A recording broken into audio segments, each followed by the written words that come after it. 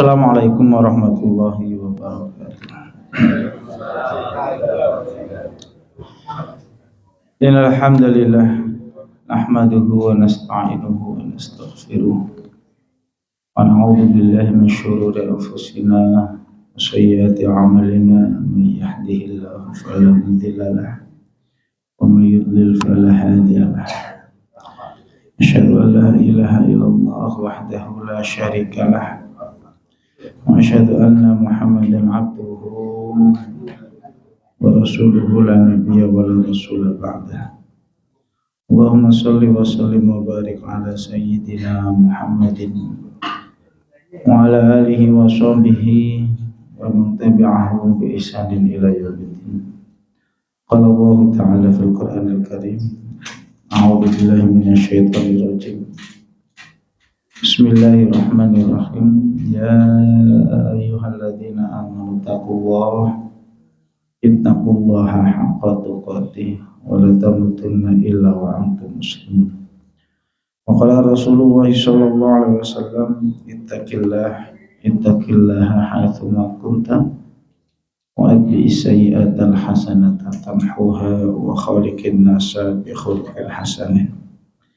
Allahumma anfa'na bima 'allamtana wa 'allimna ma yanfa'una wa zidna 'ilma. Allahumma inna nas'aluka ilman nafi'an wa rizqan thayyiban wa 'amalan mutaqabbalan. Bapak Ibu jamaah salat subuh rahimakumullah. Alhamdulillah, syukur kehadirat Allah Subhanahu wa taala. Allah masih memberikan kita kenikmatan, yakni setelah kita dimatikan sementara, Allah berikan kehidupan kembali, dan alhamdulillah kita bisa mengawali aktivitas kita dengan menjalankan sholat subuh secara berjamaah, kemudian dilanjutkan dengan sedikit mungkin tausiah, dan juga dilanjutkan sarapan. Semangat ya. Alhamdulillah. Maka jemaah rahimakumullah, kenikmatan-kenikmatan yang begitu besar ini mari senantiasa kita syukuri, ya. Kita syukuri nikmat sehat, kita syukuri agar supaya menjadikan keberkahan dalam hidup kita. Kita jadikan nikmat sehat ini dalam rangka untuk senantiasa menjalankan ketaatan kepada Allah Subhanahu wa taala. Semakin sehat, semakin taat. Jangan semakin sehat malah semakin maksiat. Ini jangan sampai. Wa'iyadzubillah. Shalawat dan salam kita haturkan kepada junjungan kita Nabi Muhammad sallallahu alaihi wasallam, pada para keluarga, sahabat, tabi'in, tabi'ut tabi'in, dan juga pengikut-pengikutnya yang senantiasa istiqomah menghidupkan sunnah-sunnahnya sampai kelak datangnya yaumul akhir.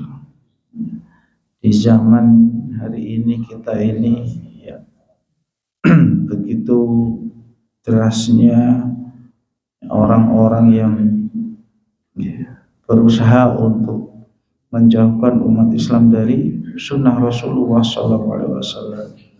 Maka kita sebagai umatnya, mari kita senantiasa menghidupkan sunnah-sunnahnya, mencontoh Rasulullah SAW dari berbagai macam aspek kehidupan. Baik jemaah rahimakumullah, pada kesempatan pagi hari ini kami ingin menyampaikan sedikit tentang bagaimana kita memahami strategi musuh. Jadi kita ini hidup di dunia punya musuh. Ya. Allah Subhanahu wa taala berfirman dalam surat Fatir ayat yang ke-6, "Inna syaitana kana lakum aduwwun fattakhidhuhu aduwwan." Bahwa sesungguhnya setan itu adalah musuh bagi kalian. Maka kalau setan itu musuh, jadikan musuh. Jangan jadikan teman. Jadikan dia sebagai lawan. Jangan jadikan sebagai kawan. Maka karena kita ini hidup di dunia ini ada musuh, kita harus memahami strateginya. Agar apa? Agar kita tidak kalah. Ya. Nah, Syekh Abdurrahman As-Sa'di beliau mengatakan, setan ini adalah musuh yang hakiki. Ya, betul-betul musuh. Maka kalian harus selalu mengingat-ingat. Kalian harus selalu mengingat permusuhan ini dan jangan sampai lengah. Ya, jangan sampai lengah. Setan melihat kita. Nah, kita tidak melihat setan. Maka kita harus tahu apa strategi-strategi musuh ini dalam menyesatkan manusia. Karena setan telah bersumpah, iblis telah bersumpah sejak kemudian Allah Subhanahu wa taala mengusirnya dari surga, maka permusuhan itu dinampakkan, ya, bahkan diikrarkan. Nah, maka ini kita bisa melihat strategi, ya, ataupun permusuhan setan ini disebutkan dalam surat Al-A'raf ayat yang ke-17, ya, ayat 16-17, ya. Jadi surat Al-A'raf ayat 16 ayat 17. Allah Subhanahu wa taala berfirman, A'udzubillahi minasyaitonirrajim. Bismillahirrahmanirrahim. Qala fabima akhwaitani la aq'udanna lahum siratal mustaqim. Thumma la'atiyannahum min baini aydihim wa min khalfihim wa an aymanihim wa an syama'ilihim wa la tajidu aktsarahum syakirin.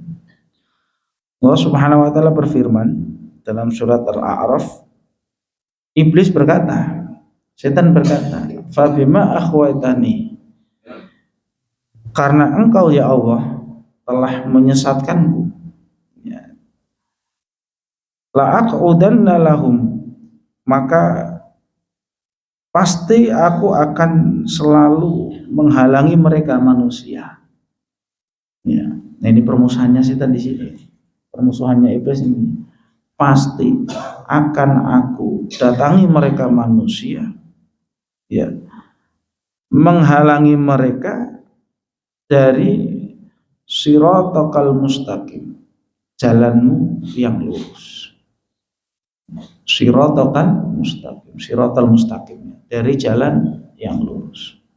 Nah, para ulama menafsirkan terkait dengan siratal mustaqim dengan beberapa tafsiran.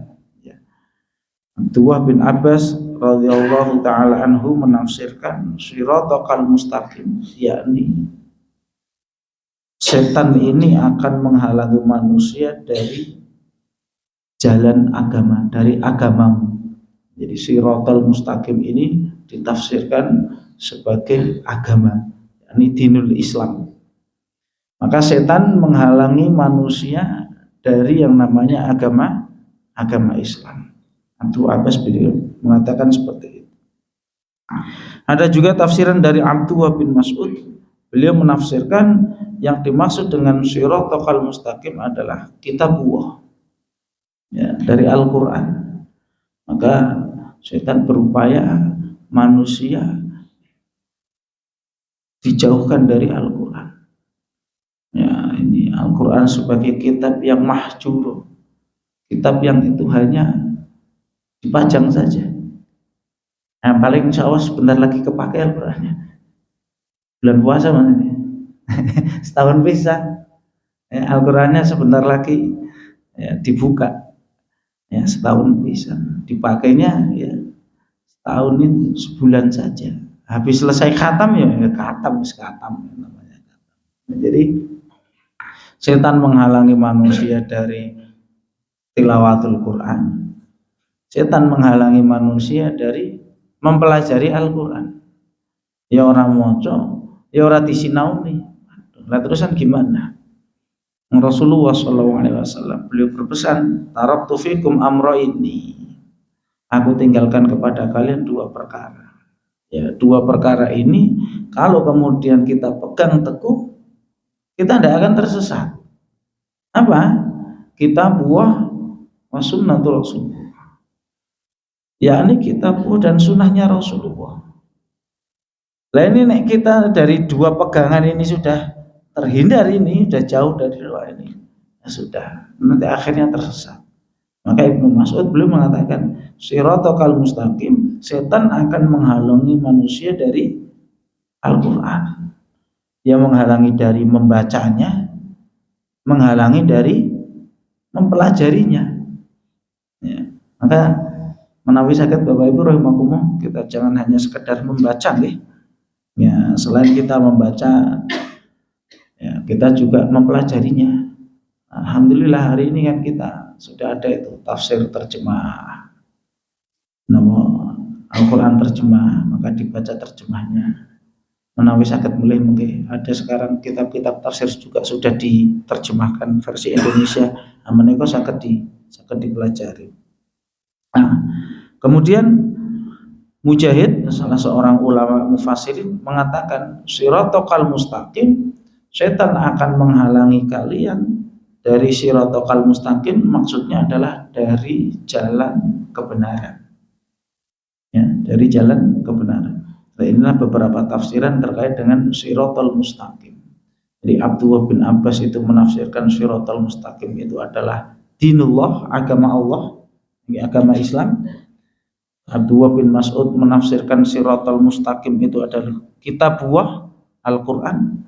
Mujahid menafsirkan siratal mustaqim yakni kebenaran. Ya, hampir sama semuanya. Maka ini setan berusaha ini menghalangi manusia dari siratal. Nah, kemudian diperjelas lagi dalam surat 17, surat Al-A'raf. Kemudian sungguh akan aku datangi mereka manusia. Ini ancang-ancangnya setan, ini strateginya setan ini.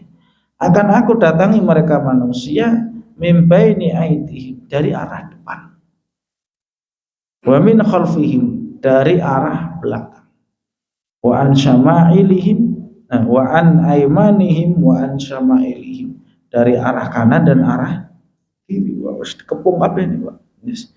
Ngarep mburi, kiwa tengen. Strateginya setan ini. Ya.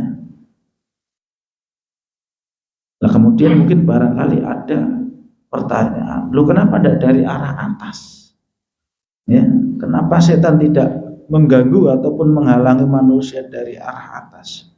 Para ulama kemudian, ulama tafsir menyebutkan karena atas ini adalah nuzulur rahmah, di mana Allah Subhanahu wa taala menurunkan rahmatnya. Nah, setan tidak bisa mengganggu dari arah atas. Loh, kenapa tidak dari arah bawah? Kemudian disebutkan karena bawah itu adalah tempat di mana manusia sujud. Ya, maka orang kalau dia banyak sholat, banyak sujud, insya Allah, ya, dia akan terhindar dari godaan, ya, dari godaan setan. Nah, maka Bapak Ibu rahimakumullah, ya, para ulama menafsirkan apa maksudnya setan menghalangi manusia dari arah depan, ya. Setan menghalangi manusia dari arah depan. Maka dari tafsir Ibnu Katsir belum menyebutkan, ya, bahwa setan datang dari arah depan, menghalangi manusia dari arah depan, yakni maksudnya adalah terhadap urusan agama ataupun akhirat. Setan mengkaburkan urusan akhirat, ya, jadi terkait dengan urusan akhirat dibuat ragu, ya, atau terkait dengan urusan agama, bagaimana yang namanya manusia itu ya jauh dari agama Allah. Maka Bapak Ibu rahimakumullah, kalau kita baca kitabnya Ibnu Jauzi yang namanya kitab Talbisul Iblis, Talbis Iblis, atau kalau diterjemahkan ada, ya, terjemahannya itu adalah jerat-jerat setan, bahwa salah satu pintu setan dalam menggoda manusia itu agar manusia melakukan dosa syirik. Ini yang pertama, ya. Itu dari sekian banyak dosa-dosa, termasuk Imam Az-Zahabi dalam kitab Al-Kabair juga menyebutkan seperti itu. Jadi dosa yang pertama itu adalah dosa syirik.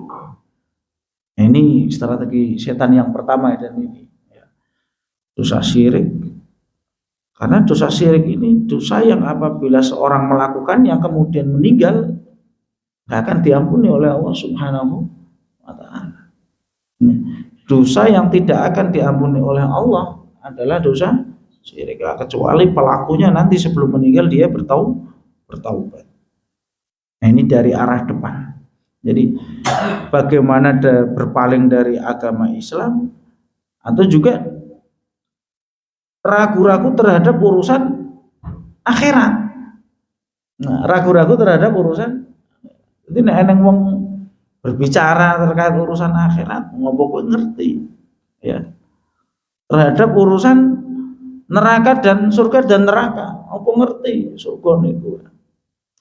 Nah, dulu ada kisah orang-orang Yahudi itu ketika datang kepada Rasulullah SAW terkait dengan gambaran surga ya, arduhas samawati wal ardi. Kalau dalam Al-Quran disebutkan surga itu luasnya seluas ya langit dan bumi. Maka orang-orang Yahudi ini ngeyel. Dan surga niku sak luas langit bumi. Nerakane ning ngendi ya? Jadi tekoke nerakane ning ndi? Nah ini setan ya. Jadi setan itu menggoda manusia, dibuat kabur terhadap urusan akhirat. Sehingga mereka tidak percaya apa itu namanya hari kebangkitan, yaumul jaza, hari pembalasan, tidak ada. Jadi buat ning donya ki urip ki mung sepisan, wis digawe penak wae rasa rekoso. Ya, dibuat seperti itu, dibuat agar manusia lupa terhadap kehidupan akhirat.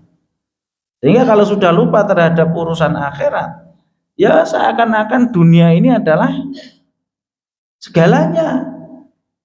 Ya, dunia ini segalanya. Nah, senang maksiat dan lain sebagainya. Karena lupa akhiratnya, tidak tahu. Nah ini terlebih ada lagi aliran-aliran itu ya. Mereka itu tadi tidak percaya terhadap kehidupan akhirat. Nah ini godaan yang pertama dari arah depan, ya maksud dari arah depan, yakni dari sisi agama atau dari sisi akhirat tadi, dibuat ragu, kenora percaya urusan akhirat. Nah kemudian yang kedua, Bapak Ibu rahimakumullah, setan menggoda manusia dari arah belakang. Kalau dari arah depan adalah urusan din, agama, kalau belakang adalah urusan dunia. Dijadikan manusia itu cinta terhadap dunia. Jadi saka ngarep wis urusan akhiratnya kabur, dari belakang dibuat dunia itu indah. Ya, sehingga yus dunia segalanya. Ya. Kecintaannya terhadap dunia melebihi. Wah ini. Kalau Rasulullah SAW ya, menyebutkan itu, orang itu kalau sudah cinta yang namanya dunia, menghalalkan segala cara, karena tujuannya adalah dunia. Wah iya billah. Orang kalau sudah cinta dunia, ya, maka dia takut mati. Ya, takut mati. Ya, ya. Wahan ya, yang disebut dengan penyakit apa? Wahan, hubbud dunya wa karahiyatul maut. Yang namanya penyakit wahan itu adalah cinta terhadap dunia dan takut mati. Nah, ini makanya Bapak Ibu rahimakumullah, jadikan dunia ini sebagai wasilah, sebagai perantara kita untuk kehidupan di akhirat. Jangan jadikan dunia itu sebagai tujuan. Jangan jadikan dunia sebagai tujuan. Orang kalau tujuannya dunia ya sudah, ini tujuannya udah dapat ya sudah dapat. Akhirnya kampung akhiratnya terlupakan. Ini tafsiran dari arah belakang. Ya, ini dijadikan dunia itu indah sehingga manusia itu tertarik.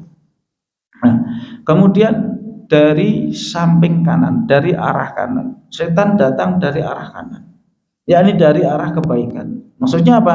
Setan menghalangi manusia dari melakukan kebaikan dengan berbagai cara. Ya, bahkan dengan cara yang paling halus.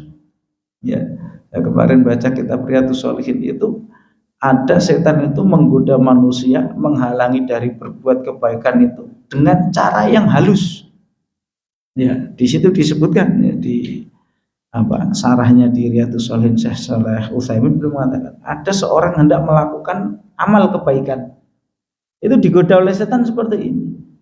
Jangan, nanti tidak kamu nek berbuat kebaikan riya. Menek riya orang ikhlas kan yuk percuma, nggak keterima. Jadi halus sekali setan itu. Atau ada orang melakukan sedekah itu digoda oleh setan. Sedekah kok sedikit, jangan, nanti malu-maluin. Apalagi sekarang ada itu daftar orang sedekah ditulis namanya. Karena di situ kemudian ditulis jumlahnya nominalnya, kamu paling sedikit apa kamu tidak malu? Nah, mending tidak usah beramal. Nah, itu cara setan menghalangi manusianya itu dengan cara yang paling halus. Sehingga orang mikir, iya ya, saya kok ngasih kok sedikit, yang lainnya banyak-banyak, saya sedikit, aku tidak malu. Akhirnya tidak jadi beramal. Nah, itu godaan setan seperti itu, menghalangi manusia dari melakukan kebaikan. Ya, banyak caranya, ya banyak caranya. Salah satunya itu tadi, buat itu tadi apa? Akan tadi disebutkan mau melakukan amal kebaikan itu hati-hati loh, nanti nek kamu riak bagaimana? Riak itu kan beramal dengan tujuan dinilai oleh manusia. Engko nek kamu riak kan ya percuma. Terus kamu capek, keluar tenaga, keluar harta, malah ndak diterima di sisi Allah Subhanahu wa taala. Mending ndak usah beramal. Kata setan seperti itu. Nah, menghalangi manusia dari amal kebaikan. Nah, kemudian dari samping kiri, ya disebutkan dari samping kiri adalah dari jalan kemaksiatan. Jadi dibuat maksiat itu indah, dibuat maksiat itu senang, dibuat maksiat itu enak. Nah, ini namanya enak. Orang kalau sudah merasakan enak itu mesti pengen lagi. Jangan makan enak, makanannya kok enak, nyicipi enak. Ya mesti pengen nambah. Nah, itulah setan menjadikan kemaksiatan itu enak, indah, sehingga manusia apa? Ya, pengen lagi. Ya. Jadi dari arah kanan itu setan menghalangi dari berbuat baik, datang dari arah kiri dijadikan kemaksiatan itu indah, enak, sehingga wes orang melakukan kebaikan malah tertarik untuk melakukan kemaksiatan. Wa iyadzubillah. Lah ini Bapak Ibu rahimakumullah, strategi setan ini. Pas dewi ini gini, lepas kendali, bingung Pak. Cara kita ini mau keluar rumah ini, sekongar wis dicegat musuh, kanan kiri belakang semua sudah dikepung oleh musuh. Nah, maka kita harus hati-hati. Lah ada salah satu perkataan yang disebutkan oleh Ibnu Qayyim al-Jauziyah dalam kitab Ighasatul Lahfan. Beliau menukil salah satu perkataan salah seorang ulama yang bernama Syaqiq al-Bakhli. Syaqiq al-Bakhli itu beliau mengatakan seperti ini. Ma min subahin illa qa'adali asyaitanu ala arba'ati marasib. Ya, tidaklah aku masuk di waktu pagi.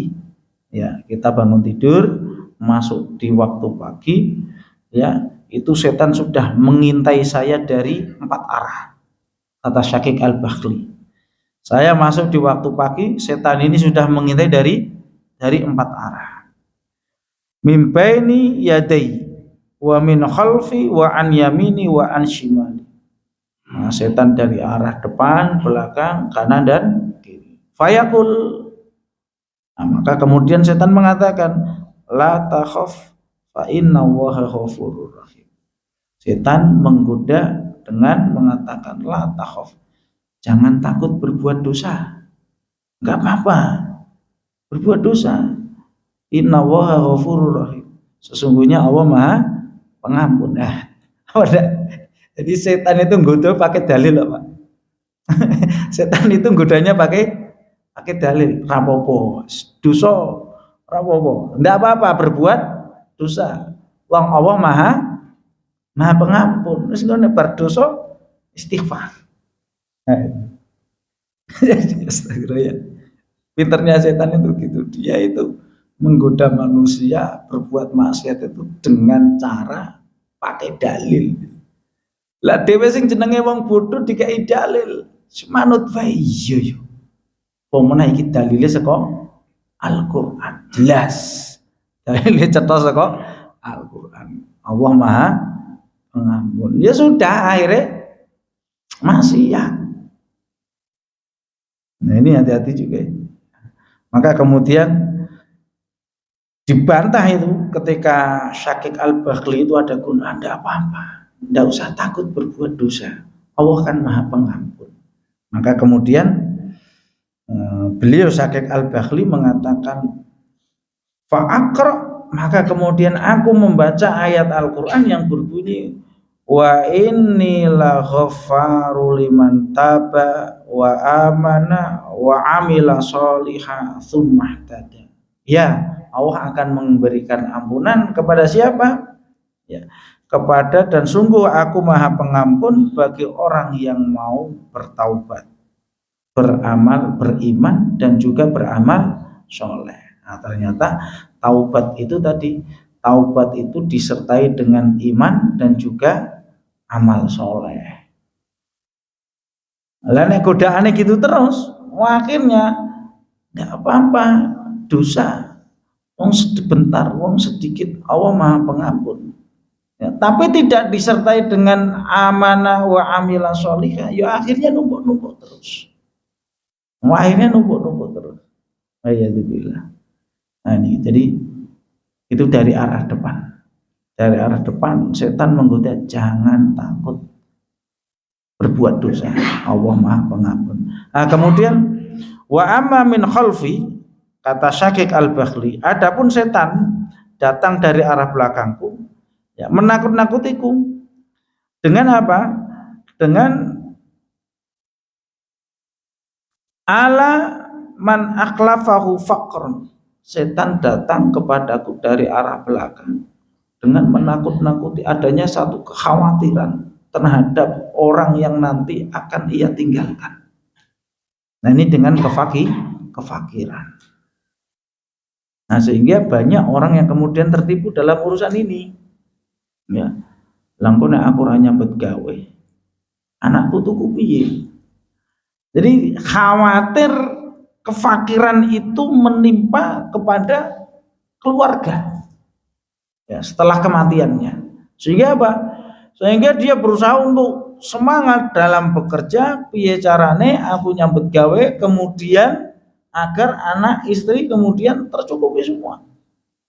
Nah, semangatnya nyambet gawe, lupa ibadahnya.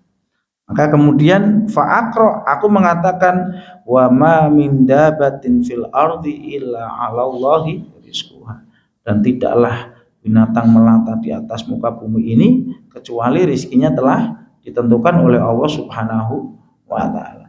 Jadi dari arah belakang itu kata Syakik Al-Bakhli itu beliau mengatakan setan itu menggoda manusia dari urusan dunia. Bagaimana setan hanya memikirkan urusan dunia terus sampai kemudian melalaikan dari ibadah. Mereka apa? Khawatir nanti ya anak istrinya itu nanti tidak kelaparan. Ya ini kadang kan yang dijadikan alasan kan seperti itu. Yang dijadikan alasan kenapa nggak sempat sholat? Wah nggak sempat sholat ya karena kerja. Nggak lupa ibadah karena kerja. Khawatir kalau anak istrinya tidak makan. Maka ini yang menjadi keyakinan kita bahwa tidaklah setiap makhluk yang Allah ciptakan di atas muka bumi ini mesti sudah dijatah rizkinya. Ya, bahwa anak kita, cucu kita, keluarga kita itu rizkinya sudah ada masing-masing. Nih, sudah ada rizkinya masing-masing. Maka ngapunten nggih bapak-bapak jangan sok seloroh. Kowe nek ora tak kei duit apa duit-duit ya. Nek ora tak kei pangan apa iso mangan. Jangan. Ya.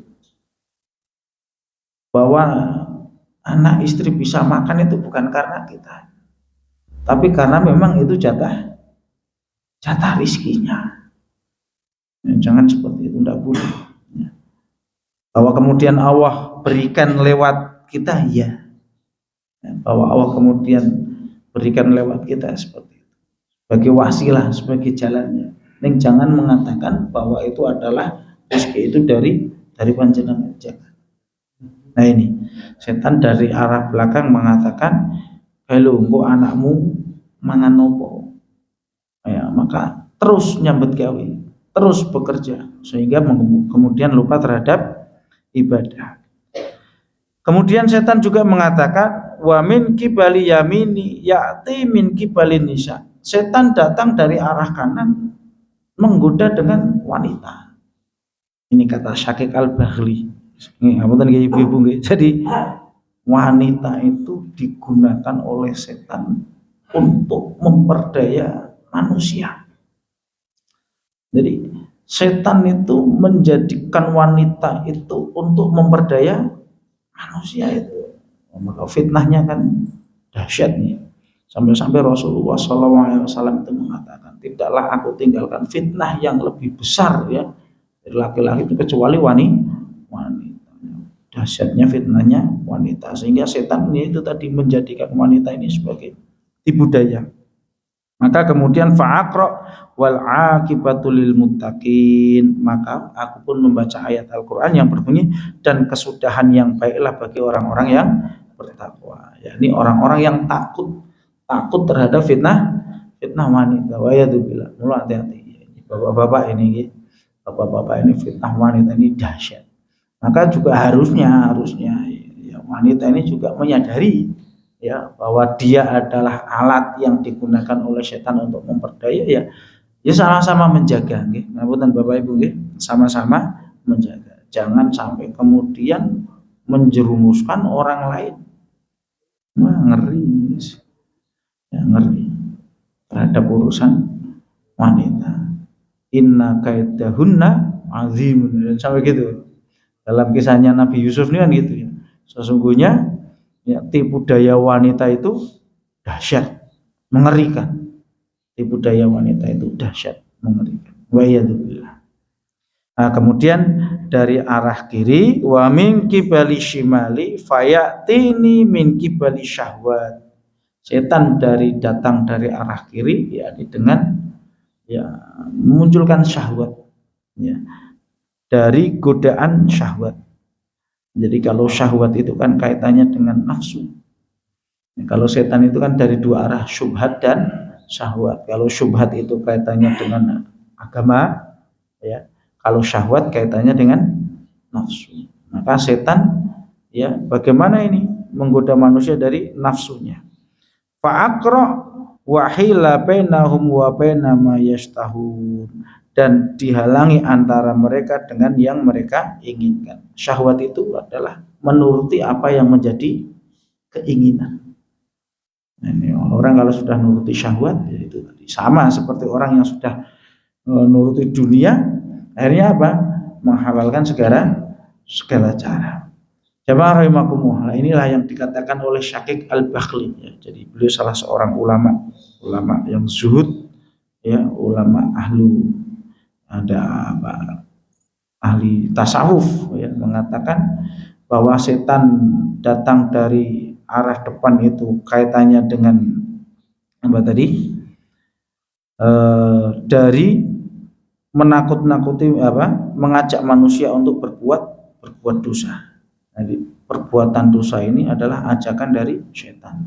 Lah, semua itu setan datang dari berbagai arah itu adalah tujuannya tidak lain agar kemudian mengajak manusia menjadi temannya besok di neraka. Jadi misinya setan itu yang golek konco, Pak. Setan itu mencari teman agar kemudian besok di akhirat manusia ini juga ikut masuk ke dalam neraka. Nah, siapa yang mau kemudian masuk ke dalam neraka? Tidak ada yang mau. Nah, maka tadi Syekh As-Sa'di, Abdurrahman As-Sa'di beliau mengatakan, setan itu adalah musuh maka jadikanlah dia sebagai musuh. Setan itu adalah lawan, maka jadikanlah dia sebagai lawan, jangan sebagai kawan. Ning sekali lagi Pak, karena setan itu adalah musuh yang tidak nampak, tidak kelihatan, ya kadang itu tadi, ya sok tergoda, ya sok tergoda. Wa iyadzubillah. Maka cara agar kita terhindar dari godaan setan itu tadi, memahami strategi setan yang Allah Subhanahu wa taala sebutkan dalam surat Al-A'raf. Niki kita terus mungkin sangat dipelajari lebih dalam lagi terkait dengan penjelasan surat Al-A'raf ayat 17. Ingat-ingat ayat 17. Dari segala penjuru. Kalau Ibnu Qayyim mengatakan gini, karena manusia itu jalan itu hanya ada 4 ini. Ya. Jalan maju ke depan, mundur ke belakang, belok kanan, belok kiri, sudah itu saja. Karena arahnya manusia itu hanya 4 itu, kata Ibnu Qayyim al-Jauziyah. Maka setan mereka duduk di 4 arah ini, mereka mengintai dari 4 arah ini. Nah, adapun penjelasannya yaitu Allah alam bisawab. Menika Bapak Ibu rahimakumullah terkait dengan penjelasan surat Al-A'raf ayat 16 ayat 17 nanti bisa dibaca kembali. Demikian Bapak Ibu rahimakumullah yang dapat kami sampaikan pada kajian pagi hari ini. Salah kata salah ucap dalam hal saya menyampaikan, saya mohon maaf sebesar-besarnya. Astaghfirullahaladzim li walakum walisairil mu'minina wal mu'minat min kulli dzambin. Kita tutup dengan bacaan hamdalah dan juga doa kafaratul majlis. Alhamdulillahirabbil alamin. Subhanakallahumma rabbana wa bihamdika asyhadu an la ilaha illa anta astaghfiruka wa atubu ilaik. Billahi taufiq wal hidayah. Assalamualaikum warahmatullahi wabarakatuh.